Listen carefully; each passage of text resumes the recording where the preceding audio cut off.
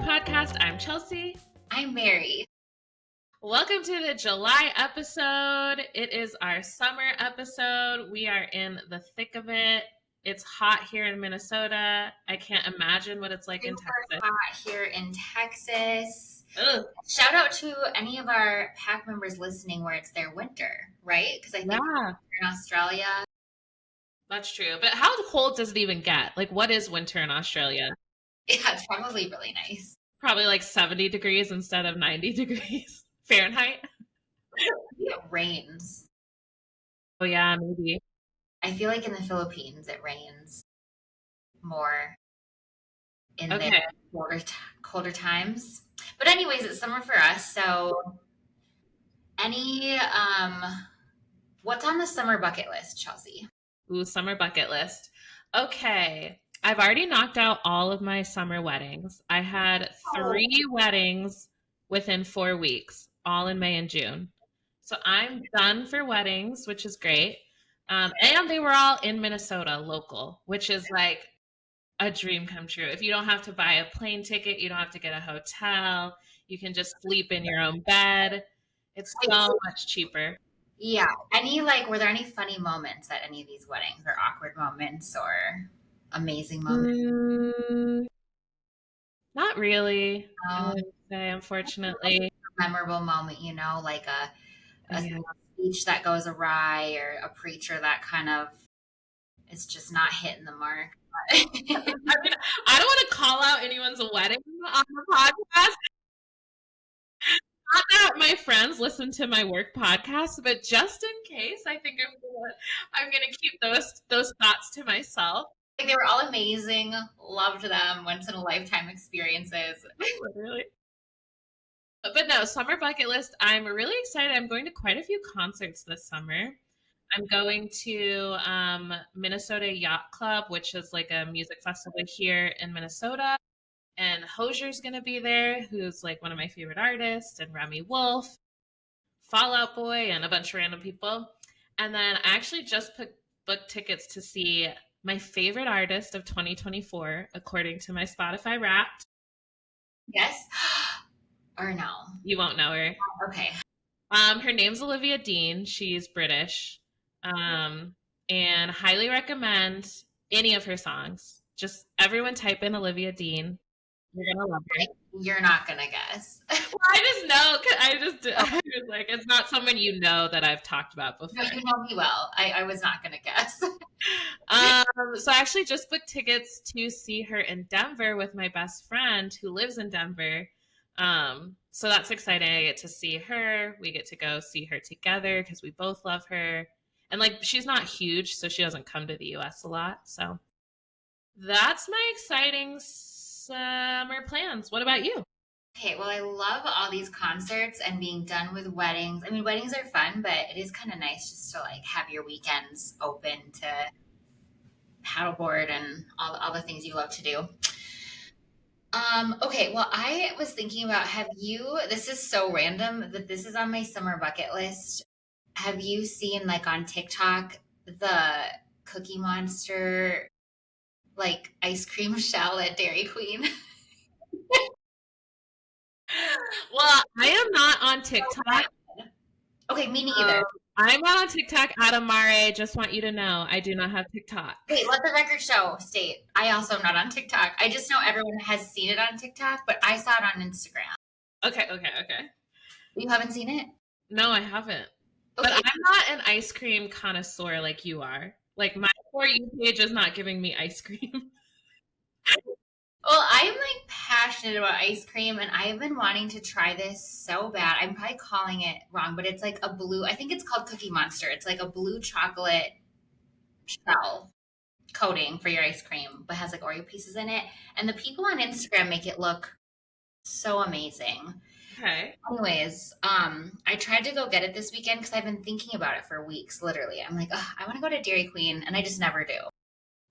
Weekend, the opportunity presented itself. I was near one, so we went, and they sold out. They don't know if it's coming back because apparently it went so viral on TikTok that like Dairy Queen sold out instantly. So if you've tried it, let me know if it lives up to the hype or if I can just like let it go that I missed it, but I'm hoping it comes back because I really do want to try it.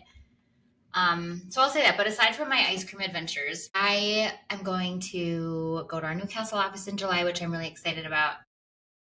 Afterwards, I'm going to go on a little European adventure and take some PTO and do London, Paris, and Barcelona. Planning is like 95% done for that. Just needing to make like dinner reservations because it's peak summer.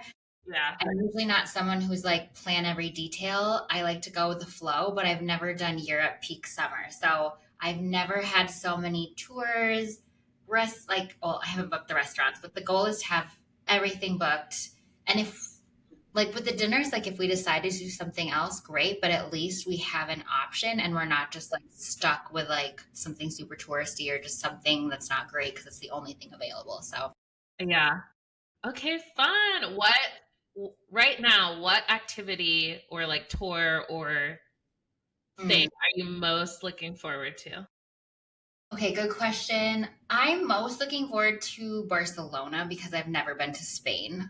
So, and that'll be the biggest chunk of the trip. So, Okay. yeah, I would say I'm excited for a European vacation, like the cute summery clothes, the walking the bustling streets, all the little shops, the getting gelato. So we definitely left like space. There are tours and things, but we definitely let space to just like wander. I'm not the type of traveler that wants to be going 24/7. I want to like see the things I would really like to see, but I also want time just to like walk through the market or get an ice cream and sit at the beach. So yeah, with a book, I'm really excited. Oh my gosh, that sounds so lovely. Okay, I can't wait to hear when you're back, all of your European adventures. That's true because actually this is going to come in July. So in our August episode, well, depending on when we record it. Nope, September. I can report back. I was thinking, I was like, we're recording the August, July 1st, so it's before. Isn't it kind of sad to think that in 2 podcasts we will be recapping summer and it'll be fall? How is that possible? It makes me want to throw up, to be honest. because once we all know how this works. Once it's September, it's Halloween and then it's Christmas. 2026. Yeah, exactly. Okay, let's not think about it. Okay. Yeah. Here, today's podcast guest. Should we let them in on a secret? We actually already had the interview. Oh. And it was so good. It was so good. I really didn't know where you were going with this. But yes, surprise, surprise. We're filming the intro afterwards because we're busy ladies and we were in meetings right until the interview. Yes, but it was such a good conversation. So good.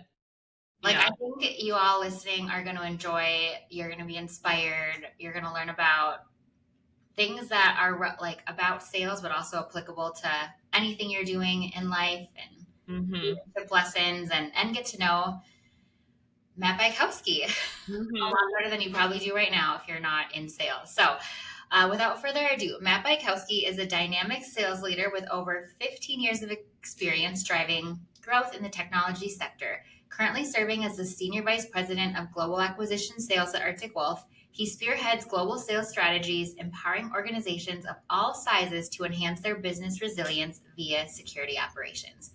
Throughout his career, Matt has held pivotal roles at leading technology firms including Rubrik, Code 42, and Dell. He has a proven track record of building high-performing sales teams, expanding enterprise markets, and fostering channel partnerships. Matt holds a Bachelor's of Science in Marketing from Minnesota State University.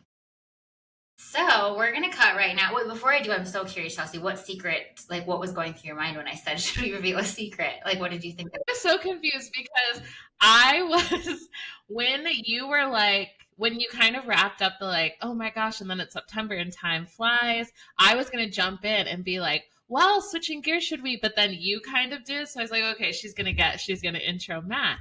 And then I didn't really have any thoughts. I was just confused when you were like, should we let them in on a secret? And I thought you were talking about the guests.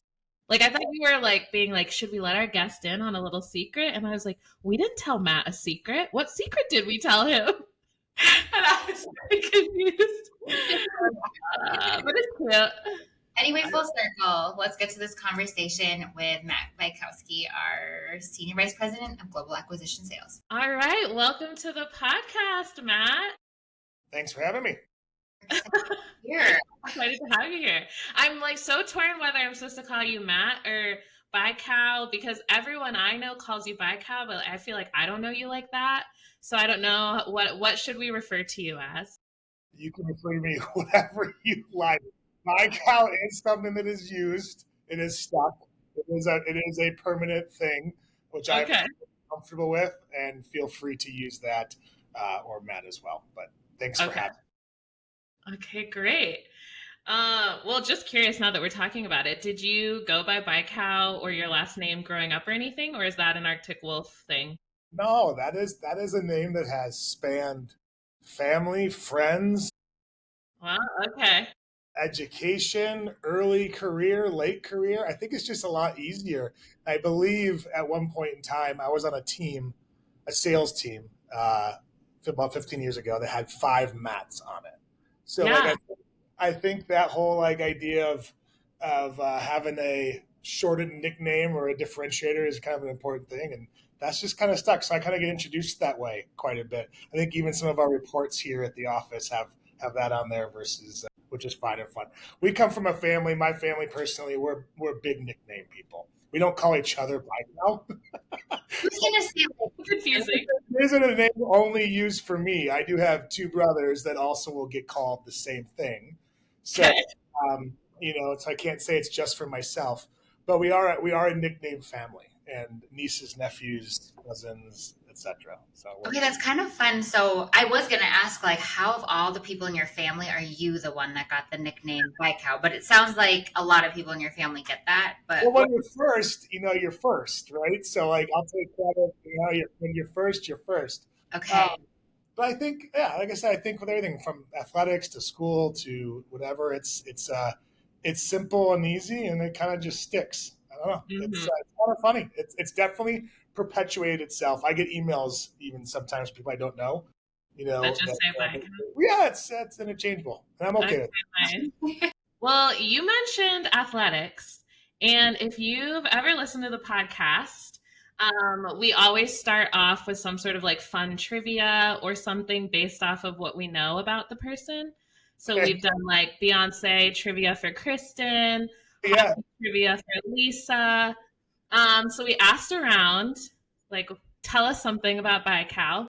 And we found out that prior to 9th grade, you were a competitive figure skater. Oh, this story kind of comes full circle.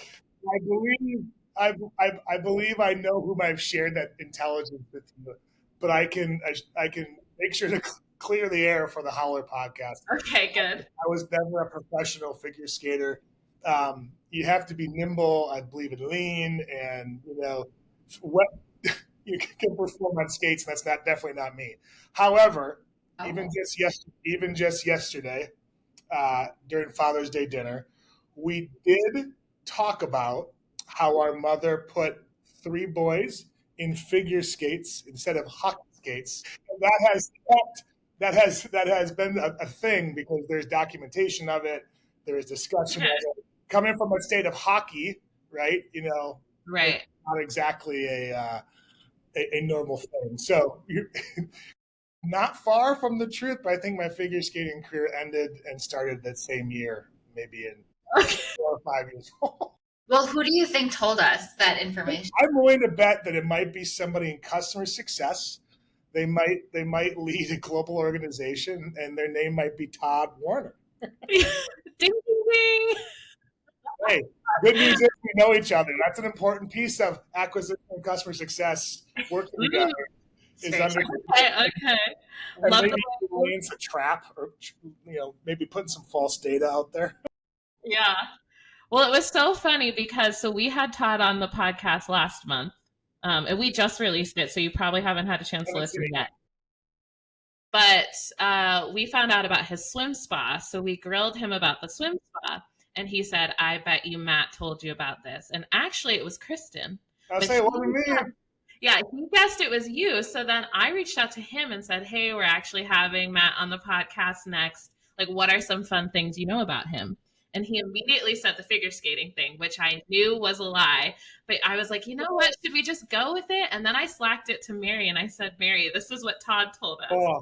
And we decided, let's just see what Matt does if he thinks we're about to do trivia based off of competitive figure skating. If it was, I only know a few of them. It's impressive what they do. And you end up watching it during the Olympics every so often. But I give Todd would have good reason to believe it being me because I have a neighbor named Todd who also owns a large swim spa.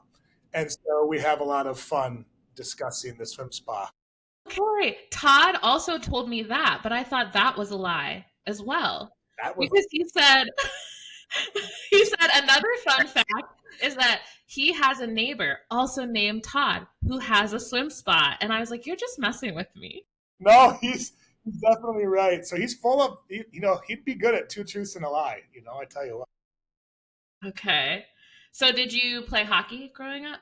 I didn't. We weren't exactly the hockey type.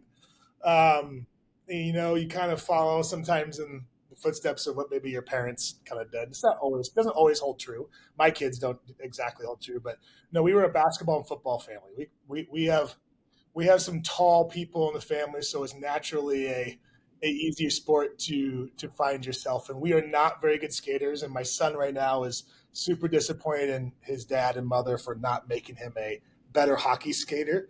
And so that is, again, back to the figure skating. I told him, I say, hey, maybe I got to put you on some figure skates and teach you how to skate. So when you guys are giving your mom grief for putting you in figure skates, like what's her story? She was just like, oh. She just said that's what was there. That's what we did. That's just how it goes, which is a great answer because she showed up to be a good mom and put the kids in the activity center and said, go learn. You live in Minnesota, you got to learn to skate. That's where my son is at. He's like, Dad, I may not play hockey, but I got to learn to skate. He's not wrong. So that's on the Bykowski parent to-do list here with our kids. Okay. We end up playing more hoops and soccer and football and baseball than spend our time in ice arenas. Okay, nice. Well, we let you off easy. There's no ice skating trivia. Oh, okay. But just be prepared. Maybe when I see you in the hallway one day, I might just whip out a figure skating question. And see Yamaguchi for every answer. Okay. Well, speaking of when you were little, playing sports, learning to skate in your figure skates, what did you want to be when you were little? And I doubt it was leading a sales team in cybersecurity. So tell us a little bit about what you wanted to be, kind of what you studied, and how you got to Arctic Wolf. Yeah, great question. And I think all of us, have different ideas of what we would be doing, how we would be doing it, and where we would be doing it. Like any kid, when you're growing up, sports were a big part of our life and my family's life and continued to be. So that was always something that every kid wanted to do. But once I realized that wasn't going to be a profession of mine, my first real push was I had the desire to kind of stick in that athletic area, but being an athletic director at a Big Ten school was kind of my thing. I actually had an internship for it in college, and chose not to end up going down that path. But for me, that was a perfect blend, or it was kind of like the AD or the GM of the professional sports team. That was kind of my idea of where I could participate and be helpful and thoughtful, and it would keep my interest peaked, so to speak, right away. And I did the internship in the summer, quickly realized that, listen, you have to follow a lot of different people in a lot of different places around the country in order for that to be successful. A lot of short stints in a lot of different parts of the country. That really wasn't something I thought that would be right. And I stumbled into this sales gig at a company called Compellent. There was a data storage company. A handful of people here have some lineage there as well. But I grew up, as my dad tells me, the son of a soap salesman. So My dad was a 40-year guy at Procter and Gamble, which is a Fortune 100 organization. He lived that career path forever. So I knew like what he did was something of interest to me, whether it was selling soap or what have you. That felt like a very natural thing for me, right? I wasn't going to be a scientist. I wasn't going to be a mathematician. I wasn't going to be an engineer. That definitely wasn't me. So it kind of naturally led into the idea of, what, sales is probably for me. And what am I selling? Is that like an organization, like a university and athletics and the team, or am I going into something like technology? And happened to have a family friend that had started that business and got connected with that person after college was over, and found myself as an SDR, 20 years ago in the data storage world. And here we are today talking about cybersecurity. So that is kind of how I grew up in that space and that thought process on it. Always knew it'd be something dealing with people, as that is something that I really enjoyed, something I enjoy today in the leadership space. So yeah, it wasn't like it was a big thought out, multiple crisscrossing lanes of what I wanted to be. It's kind of had to figure out where it was going to be and in what context. I feel like what we hear from a lot of our guests that we've had on the podcast so far, different leaders, is they kept following what they were passionate about or what interested them, and that took them to the next step. So take us a little bit into the details. 20 years ago, you start as an SDR, sales development representative. What were those little things that kept leading you to now be leading a global acquisition sales team versus customer success or marketing or all the different paths you can come out of when you're in? Absolutely. Well, first, for anybody that's listening and that the SDRs are listening, I think we've told them this before, is a lot of people that, whether you choose to be in sales, you choose to be in operations, you choose to be in HR, starting as an SDR is actually a wonderful thing. You learn a ton of skills that you are forced into learning, don't get in other positions. And they can make you feel awkward. They could be challenging. They could be exhausting. They could be exhilarating. You find all those peaks and valleys as an SDR. I mean, I think we even have some people in biz apps that started as an SDR at different companies and realized, hey, I want to get into operations, right? I think Andrew Burbeck, our chief CIO, was an SDR at one point. So you kind of learn, I think, a lot of basis for communication, about what drive is, how to be self-motivated. Those are all things you learn in that capacity. And for me, the reason why sales and getting into this SDR role, we called them DGRs back then, was exciting for me, as it was competitive. So I think a lot of people you'd find in the sales world, like, they like the scoreboard. It's what drives you. It's what drives you crazy. It keeps you motivated, and keeping score is an important thing. And as an SDR, driving to be first, striving to be successful, kind of just kept pushing that next opportunity for me. And one, I enjoy winning, like most of us enjoy winning. I enjoyed the success of seeing like the work you put in and the output, and that you get that in sales very quickly. Don't get it in other areas of the business, but you quickly figure out what's working and not, and you're measured. So I enjoyed that piece of it. It's what kept it relates back to like practices and games and the outputs of how many jump shots you shoot equates to how successful you are shooting them in the game. It's kind of the same thing when it comes to sales. So I followed a similar path as many do. You go to the SDR. I spent some time in the channel world for a period of time. We have partner development reps here at Arctic Wolf, and I spent a brief stint in a partner development role, understanding how the channel operates and works. And then I got put out into the field as a young sales professional, packed a bag and moved to Milwaukee by myself, worked out of my house, and had to figure out how to make it work. And the only way you figure out to make it work is self-motivation. No one's showing up and telling you to go. And I just really enjoyed that, right? And what I quickly figured out over different types of sales careers, whether it was calling on commercial accounts, SMB accounts, enterprise accounts, global accounts, I enjoyed the change of pace. So some people really enjoy like a repeatable process, and I want to stick with this one thing and sell into this type of a customer with this type of a tool. I really enjoyed kind of understanding the different facets of each buying group or each company.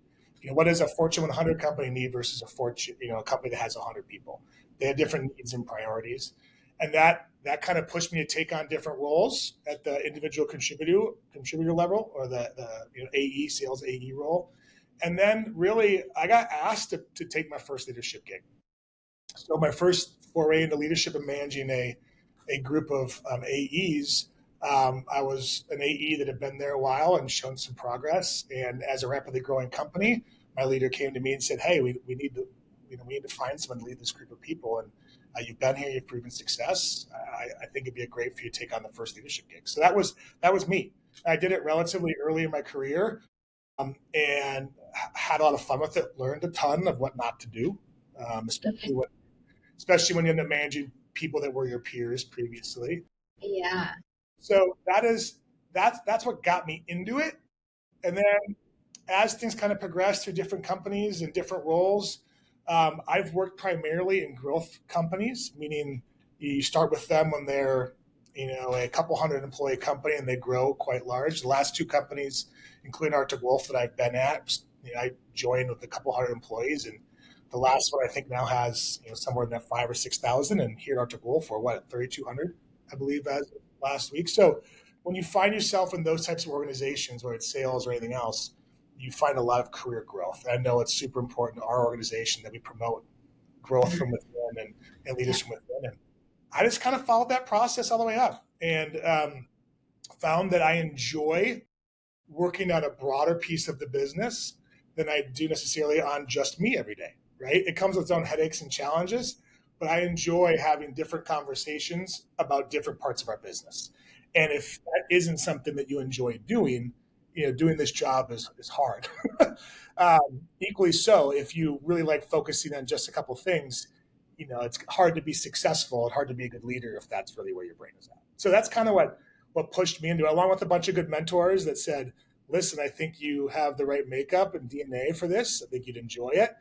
And then taking a leap of faith that it's what you want to do. Because once you become a leader, you're responsible for a team and the team's success, not just your own individual success, right? Mm-hmm. So you're no longer the one shooting the jump shots. You're the one coaching the team, making sure you're doing the right drills and those types of things.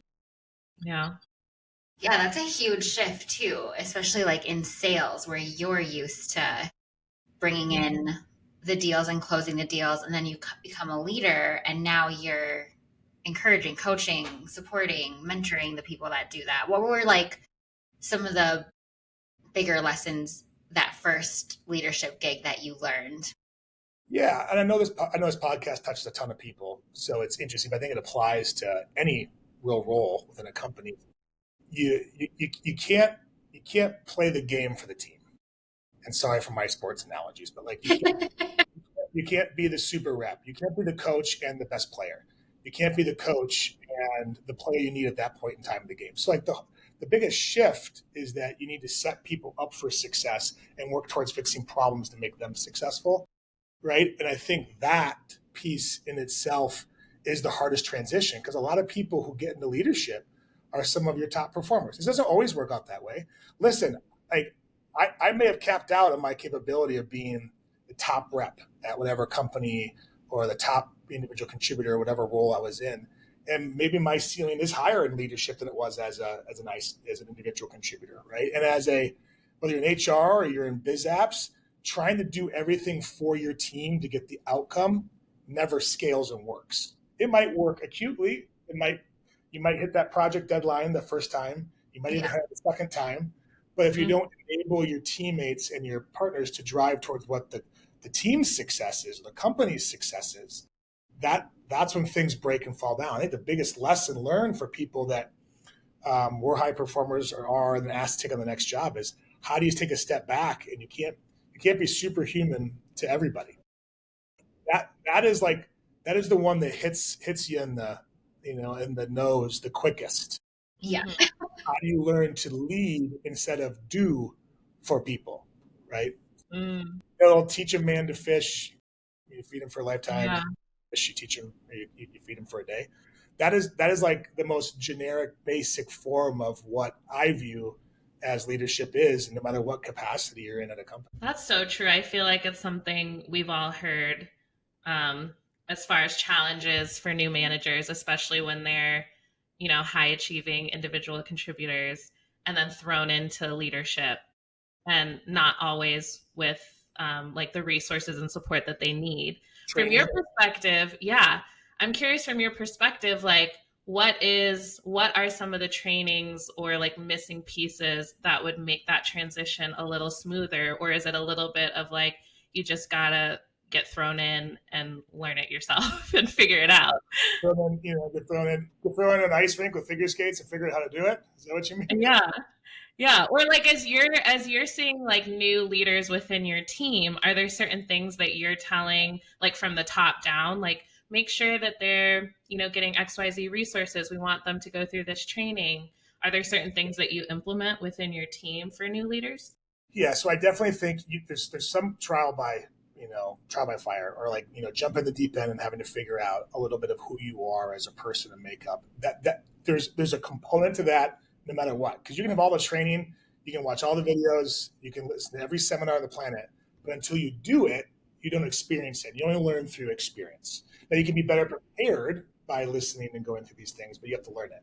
I do think this company, Arctic Wolf specifically, has done a really nice job of like setting people up for success. What I mean by that is that and I can only speak for the sales side, obviously, but like when we set up new leaders and new mentors in our business, we surround them with that type of training. We surround them with coaching. We surround them with external coaching in order for us to drive and say, here's what your map and roadmap looks like. Because you can have that training immediately. You can have all the coaching from Matt or from a different leader of the company, but you have to go implement it, learn it, figure out what worked, and then come back and say, hey, I had this situation. Here's what I did. Didn't go very well. What do you suggest I do next time? So this company does a really nice job, not only in onboarding new employees, which is a really, really great process, but when we do put people through that promotion path, we enable them as best we can to grow. And then it's a real thing. It is how's that first month go check-in? How's that first quarter go? What do we need to improve upon? And that just kind of builds, right? So having the leaders that have gone through it before themselves also helps in that process. So we're lucky here at Arctic Wolf. We have resources. We invest in our people. Not every company or organization does the same thing. So we're very much set up to have success here. I feel like I have so many questions, but before we switch to leadership, I want to know more about sales at Arctic Wolf. But I mean, from your leadership seat, I'm curious, what would you say are like, what makes like a great salesperson? Like when you see someone that's really successful, like what are commonalities that amazing salespeople have?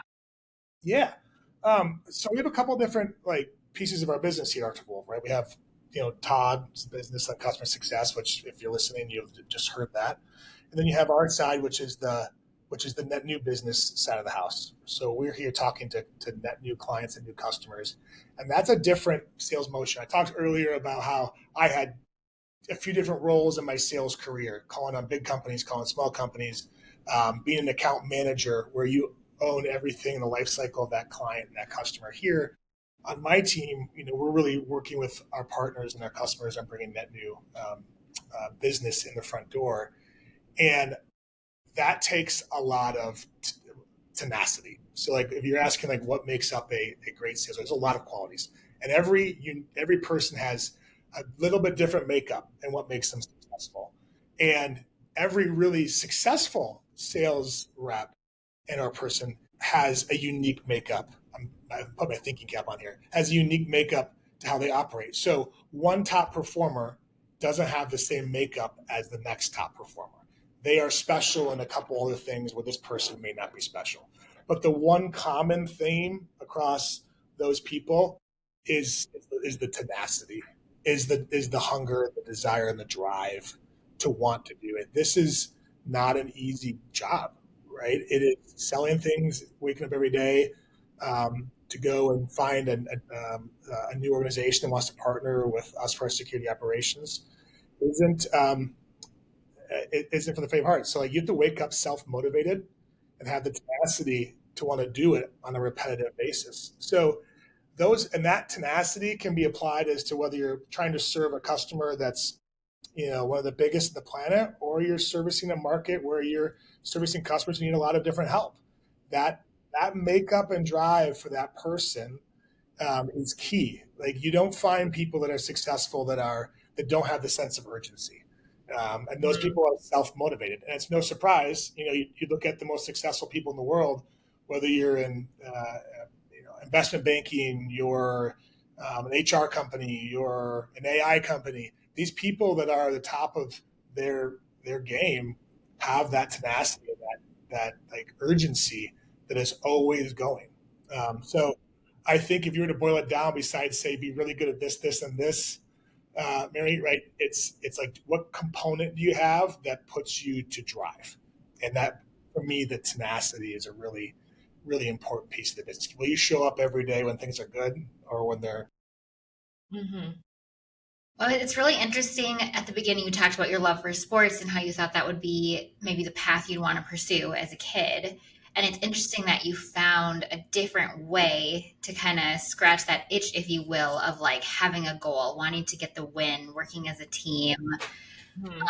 And I don't know if there's any way to prove it, but I'm curious if like you notice that people that did any, like whether it's sports or music, or like did something competitively in their prior to sales, like are more successful because they know what it's like to work hard and to fail and to work hard and to win.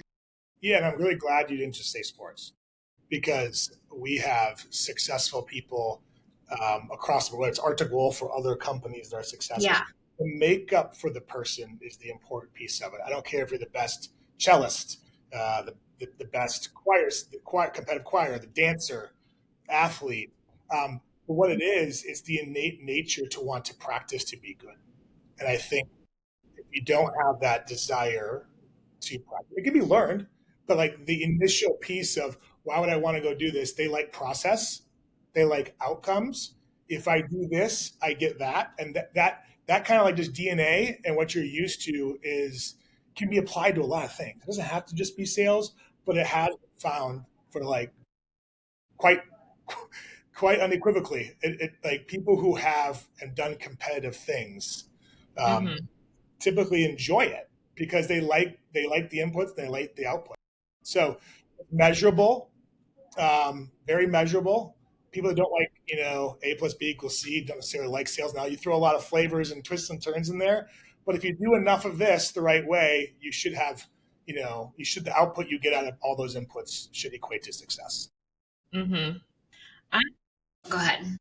Well, I was just going to add, I think the other piece is like, I don't know if it's just like super confidence or bravery, but you have to face a ton of rejection and SDRs, and rejection, and that's hard. So there's something there too of like either confidence or a combo of confidence and courage, just to like keep swinging. Mm-hmm. Resiliency. But it's tenacity. It doesn't work the first 8 tries. You got to tweak it a little bit. But if you know that you try 10 times, you get one right. So now I got to try 100 times, I get 10. Like it's not really indifferent. And that works for any organization on the planet. That's just how this whole thing works when it comes to like marketing, when it comes to sales, when it comes to like anything, you can apply that method really to growing any business. Because it is what do you have? How big is the market that you can sell into? How many attempts does it take you to find someone that's interested? How many times does it take to find people that are interested, to get them to want to, to partner with your product? So process is a really, really big thing, no matter what that process is. Another thing is I find interesting, that's not necessarily super like that. We have a lot of people who have transitioned into sales that were people, because it's not always just about the tenacity, but the tenacity can be applied to a few different things. I've hired a handful of teachers that have gotten into selling. Their patience, their understanding of what they're trying to solve for, the questions that they ask. And if you can deal with 30, third graders in a room for an entire year, I think you can withstand a lot of things. So it's kind of funny how those skills translate into a sales profession, right? Mm-hmm. Well, I know we just spent a lot of time talking about tenacity, drive, resiliency. I love the commentary on teachers and patience and understanding too. But Matt, we're all human. There are days like we wake up, we do not want to go to work, we do not feel resilient, we do not have the drive. Do you have, like, whether it's from your time when you were an SDR or just throughout your career, do you have like little tips or tricks that you use to like get yourself motivated, or look at that to-do list or look at that call log and be like, okay, I'm gonna get it done? That's a really good question, because I think it's different for everybody, and I think it's different, honestly, for the type of role you're in. For an SDR, a lot of phone calls, a lot of emailing and LinkedIn. However, you're engaging with your potential prospects. For an AE, it might be on the how did that meeting go or didn't go well. For me, in my day to day, and what it is I'm dealing with these 5 things. How do I find a reset to go now focus on this?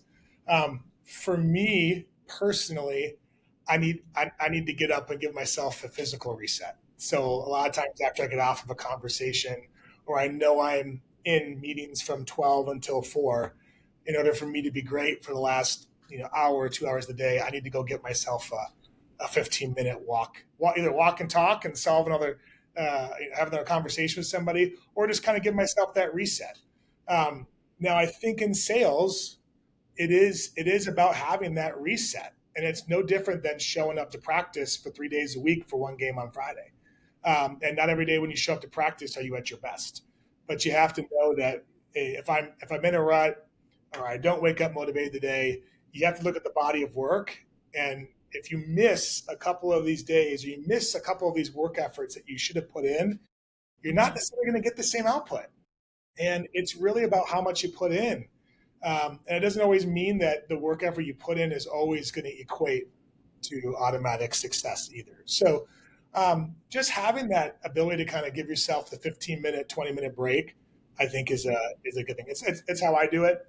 And I got people calling me in the morning that that are in Europe, and I got people that are calling me at late in Australia and Japan. So my time horizon window is really big.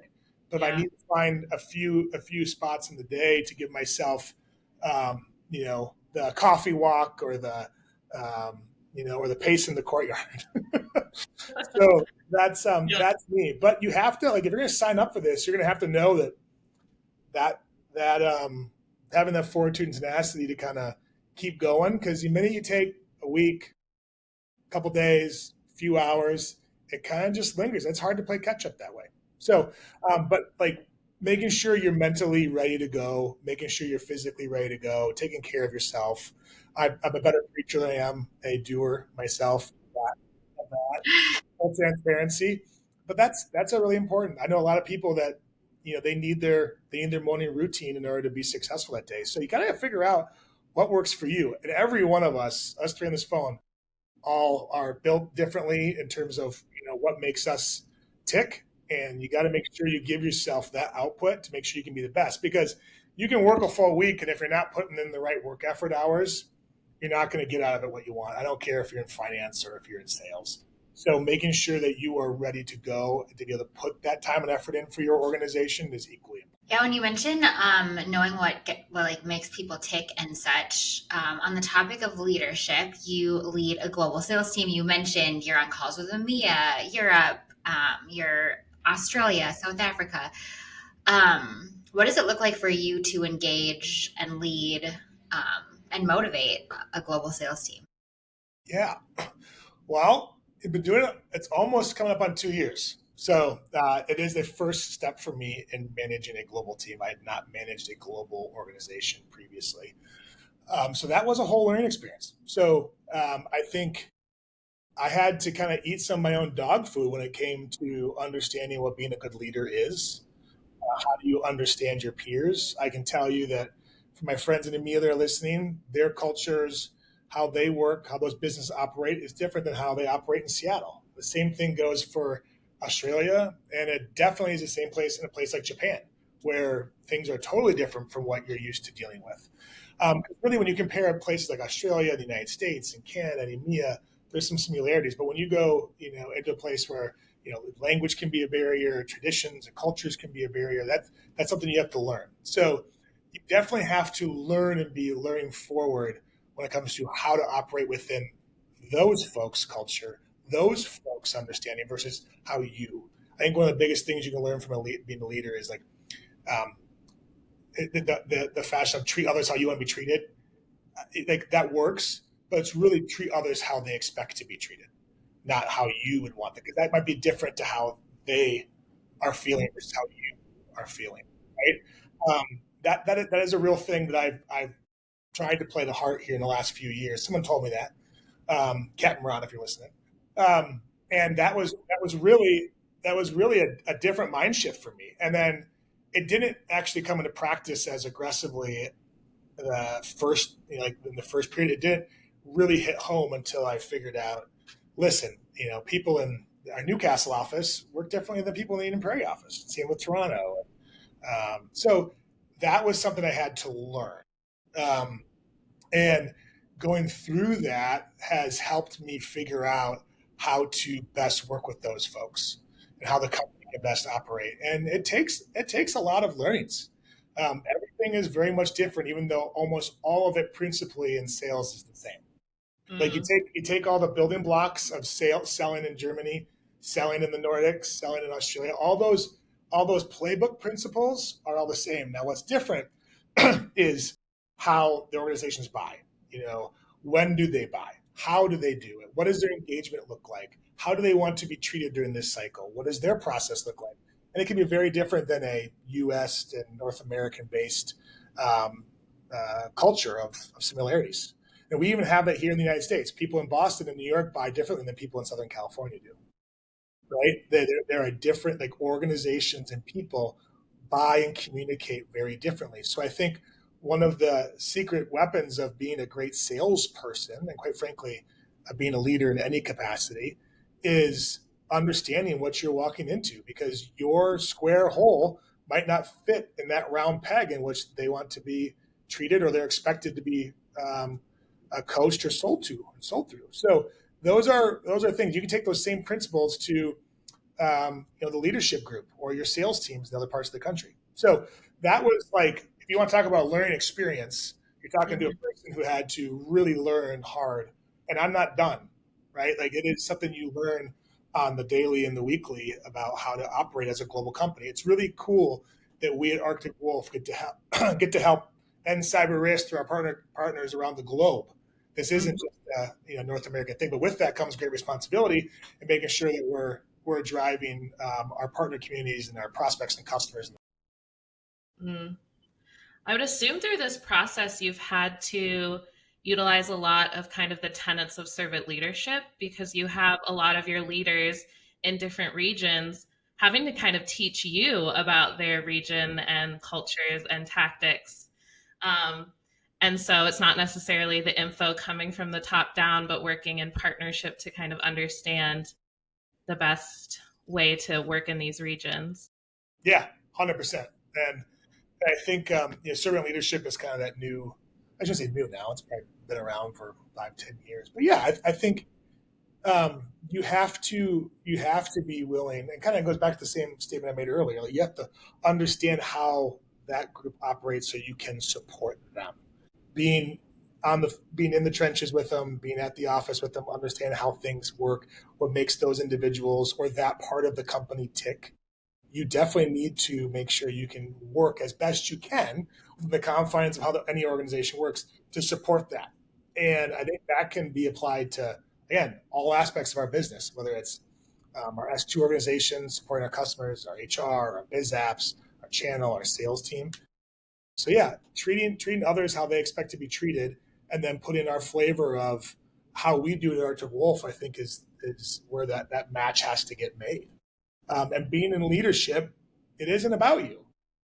And that is what you asked, why I got into it. And I told you, I really enjoy being a part of everything. And even if it's just a little piece, right? I think it's great to be a part of the growing business in EMEA and APJ and APAC and Canada and everywhere else that we're growing. But I'm definitely not the one on the street pounding the pavement every day, talking to our partner community and talking to customers about the great value that we bring. That is done by the team, but the team needs to know and understand that you support that narrative and you support how to get them to where they want to go, which is ultimately, growth for Arctic Wolf and the company. Someone on our team, Dan Oy, one of our people partners, our senior HR leaders, he recently shared a quote by Simon Sinek that said, leadership isn't about being in charge, it's about taking care of those in your charge. And I feel like I'm hearing that a lot in what you're saying about how do you remove obstacles and help others be successful and seek to understand that you can meet them where they're at and understand their needs to help them be successful. So, and I think it's really cool to hear you talking about learning, because I think like everybody goes through it and everybody will at points in their career, like be in new territory, and you can either kind of clam up and just be like, we're going to grit our way through and just like do what we've always done, or like be open to like, I know better, I do better. And I want to learn, and I'm going to learn and be better. And I think that's a really cool thing that you're modeling for everyone listening. Mm-hmm. I appreciate that. Dan Noy is a good business partner too. He's singing the same tune. And I think that holds true. And the fun part about working at growth companies like Arctic Wolf and or others, if you're at a different company like that, is companies that when we were a 200-person company, we weren't the same company at 2,000, and we're not going to be the same company at 5,000. And so we learn as to what works, because doing the same thing over and over and over again is what they call the definition of insanity. I think it's important. It's easier to say than it is always to do. You become a big company, you're not as nimble as you once were all the time. So changes take people and process and cross-functional leadership. And I do think one thing that we do really well here is at Arctic Wolf, we learn and we pivot. And I think we've done that from the very beginning. I think our executive team that has led us through all the different types of transitions continues to do so, and we're very open to feedback. So that's exciting, but it's also exciting about working at companies like that. So you get to experience the change. And anybody who hasn't done it, it can be very scary going to a company that's only a couple hundred employees, but the amount of growth each individual can get, no matter what part of the company you're in, is 10x what you can get sometimes in working at a Fortune 100 organization. Neither one's better or worse. Yeah. They're just very different in terms of the breadth of learnings you get by participating in something, because it's forced. There's no choice. You're like, there's 4 of you, so figure it out. and no one has ever made all the right choices. And I know I haven't made all the right choices for my team. So what can you learn from them and then fix and adapt? And now you can't always just fix things like this anymore. So taking good planning and getting good feedback will help. Mm-hmm. Wow, so many good leadership gems. I feel like we can cut out so many little segments. Before we get to our rapid fire questions, our fun questions at the end, I did just want to circle back to mental health and well-being a little bit. You talked about your reset walks, which I love. But you also shared with us, you're on morning calls with EMEA, you're on calls at 11 p.m. with Japan. So obviously you're having to work through your own work-life balance, or whatever you'd like to call it. So how do you prioritize your well-being, your holistic well-being, mental, physical, emotional, et cetera? Like I said, I'm better at talking about it than I am at practicing it. Well, everyone is. Everybody is. So listen, like I have 2 great kids at home. I got a very supportive wife. With my family requires us to be a pretty big team, and she does an amazing job of keeping our family scheduled. I have 2 very busy kids that like to participate in all sorts of activities, social and sports. And honestly, that like my reset time. And listen, I'm not on 11 o'clock. A lot of people, but it is. You have to make sure you are serving and being available for your teams, and in the evening or in the mornings. So what I actually get the most pleasure out of is my kids' activities.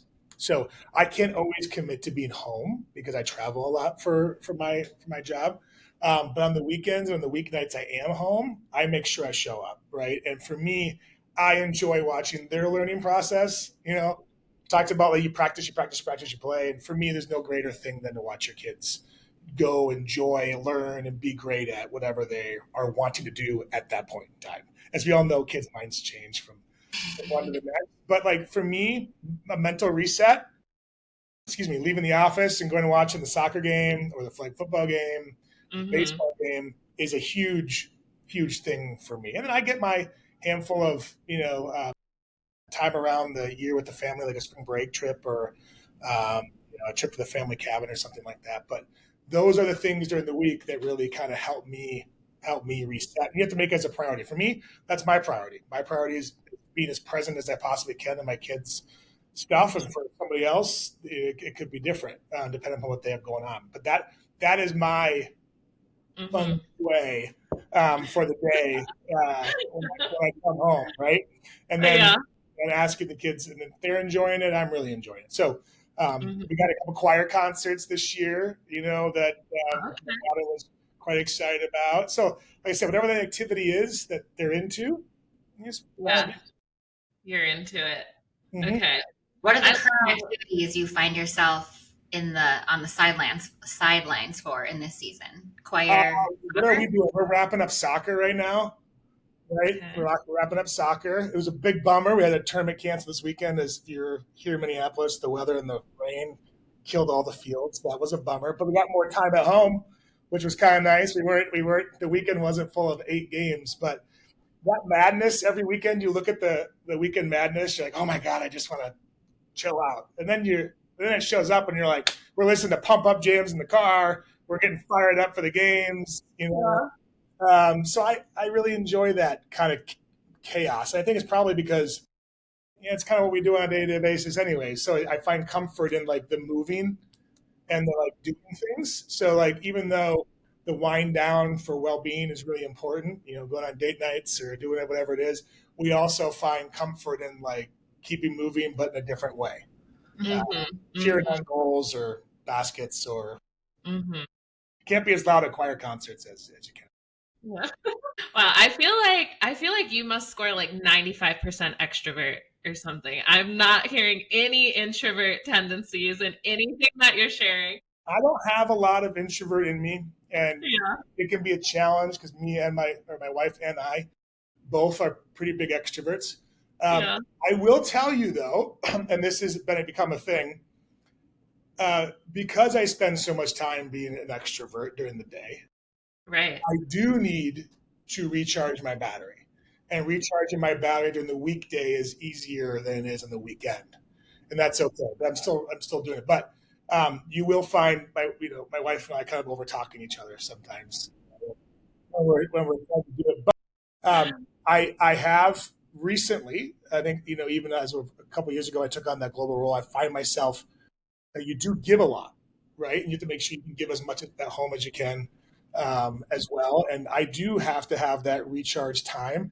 I kind of laugh. My wife says, all right, see you in an hour. That 9 to 10 p.m. time for me is what kind of mindless TV can I put on and kind of recharge my battery before going to bed. So, I think in what we do, you have to like to want to talk to people. It doesn't mean that you're good at your job because you're an extrovert. It's definitely a skill that you have to have, and not every great salesperson is an extrovert. Some of the best salespeople I've seen are surgical in the way they attack their day. They're very specific words, and sometimes the old adage is God gave us 2 ears and 1 mouth. You should do more listening than you should talking. Is also a pretty important thing in sales because that's how you learn what your customer is looking to accomplish. Right. And that can go.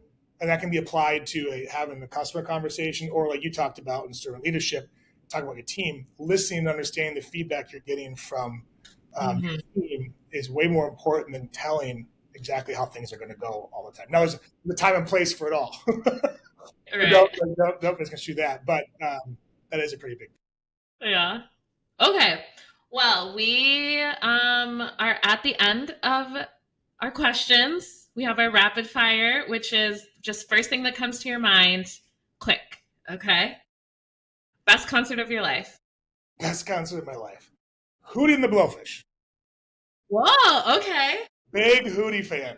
Where? When? Legacy Hootie. I like Darius Rucker's country music too, but like, Okay.